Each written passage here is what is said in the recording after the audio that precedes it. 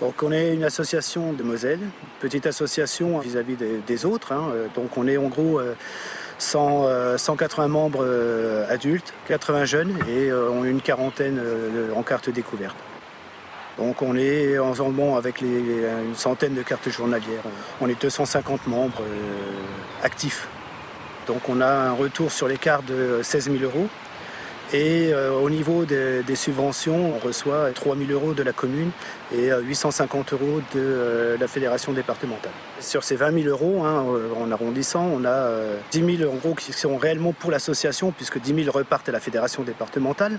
On a 6 000 € qui sont utilisés pour l'empoisonnement. On a 500 € qui nous servent à l'école de pêche de l'association. Donc elle est entièrement gratuite, c'est l'association qui paye les cartes des jeunes et tout l'ensemble du matériel. On paye 1 000 € de location de bots de pêche, on a en gros 800 € de frais de fonctionnement. C'est pas l'argent qui va faire le maintien du nombre de pêcheurs. Le nombre de pêcheurs se fait essentiellement par la qualité du milieu, donc si on a du poisson ou pas. On fera venir les pêcheurs parce qu'on a du poisson, parce qu'on a un cadre qui est correct, et non par le fait qu'on ait une carte plus chère ou moins chère. Est-ce que c'est suffisant ? Non, c'est pas suffisant. Si l'association ne va pas chercher de l'argent ailleurs, par des lotos, par des manifestations, qu'on rentre de l'argent, on n'arrive pas à gérer une association. Dans les différents projets qu'on a eus à l'association, on n'a eu actuellement aucune aide. Au niveau support technique, au niveau support juridique, aucun. Et au niveau financier, on reçoit 850 € de la fédération, dont 50 € revenant de l'entente réciprocitaire. Donc pour mettre nos lots en réciprocité, on touche 50 € par an. Ça ne me dérange pas de payer les gens, mais je veux le support. Je veux que quand j'ai un problème de rénovation ou de réfection d'une frayère, je veux avoir les gens qui m'aident à le faire. Quand on a un problème juridique vis-à-vis d'une pollution, vis-à-vis d'un agriculteur qui est en train de prendre de l'eau dans un cours d'eau alors qu'il n'a pas le droit, on veut le soutien de la fédération. On ne veut pas être le seul en face. On veut que la fédération, elle puisse y aller. Et que ce soit elle qui fasse les démarches au niveau du tribunal, parce que ça a des coûts pour aller au tribunal. Nous, on n'a pas les moyens de le faire. J'ai été donc trésorier de la Fédération de pêche de Moselle pendant un certain temps et sans entrer dans les détails, j'ai démissionné de mon poste parce que ce qui se passait à la Fédération de pêche de Moselle ne me plaisait pas du tout. Ce qui se passait et ce qui se passe encore d'ailleurs. Dire que les fédérations ne font rien pour les associations, ce serait exagéré, bien sûr. Mais je pense que les fédérations ne font pas, et de loin, tout au moins celle de Moselle que je connais bien, ne fait pas tout ce qu'elle devrait faire pour les associations. C'est une entité qui a la fâcheuse tendance de vivre un petit peu en vase clos. On a l'impression parfois qu'elle est un petit peu en dehors du monde de la pêche sur le terrain. Quand on regarde les comptes, et il s'agit des comptes tout à fait officiels, puisque j'ai devant moi le bilan financier qui a été présenté au cours de la dernière Assemblée générale de cette fédération. Donc on constate que les réserves financières de cette fédération dépasse allègrement les 500 000 €, c'est énorme, alors qu'il n'y a aucun projet. On a l'impression qu'on gère en gros les affaires courantes.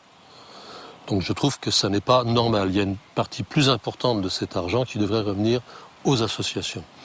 On constate qu'au cours du dernier exercice, donc l'exercice 2012, la fédération a un excédent financier qui dépasse 60 000 €. L'année précédente, c'était encore plus. Tout ça est thésaurisé, ce n'est pas le but d'une association ni d'une fédération. Si on examinait de près les frais de déplacement du conseil d'administration, par exemple, on y constaterait un certain nombre d'anomalies. Quand un seul administrateur affirme, et c'est encore une fois, je prends le chiffre dans le compte-rendu de la dernière Assemblée générale, qu'il a fait 21 341 km pour la fédération en 2012, à raison de 50 centimes d'euros du kilomètre. Ça veut donc dire que cette personne a empoché plus de 10 000 € dans l'année. J'ai tendance à croire que c'est un petit peu exagéré. Il en va de même de l'indemnité que perçoit le président. Indemnité, contrairement à ce qui est affirmé, qui n'est pas représentatif de frais, puisque tous ces frais sont payés qu'il jouit d'un véhicule de fonction.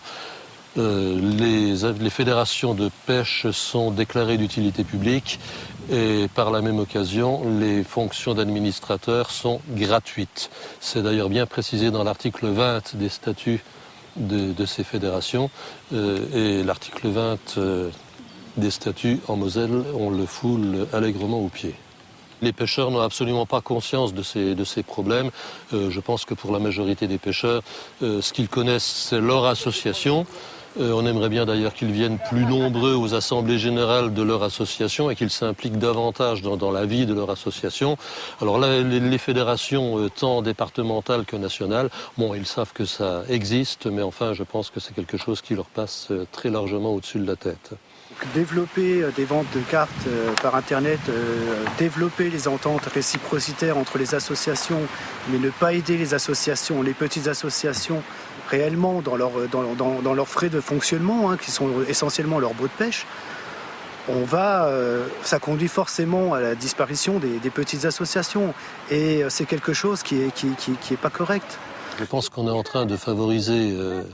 je ne dirais pas le pêcheur, mais le consommateur de pêche, plutôt que le pêcheur qui était impliqué dans son association et qui avait l'impression de faire partie d'une association. Si les pêcheurs ne viennent pas nous aider, il faudra qu'ils s'attendent que des gens on sera obligé de faire payer des sociétés pour faire le nettoyage et que c'est eux qui payeront plus tard. Et que tant que des pêcheurs, tant que des bénévoles viennent pour s'occuper des enfants, qui viennent pour s'occuper du nettoyage et de l'entretien, c'est de l'argent qui est économisé par les pêcheurs. S'ils veulent éviter d'avoir une carte qui soit très chère plus tard, ou alors d'avoir des lots, des endroits qui ne pourront plus pêcher, il faudrait peut-être qu'ils sortent les mains des poches.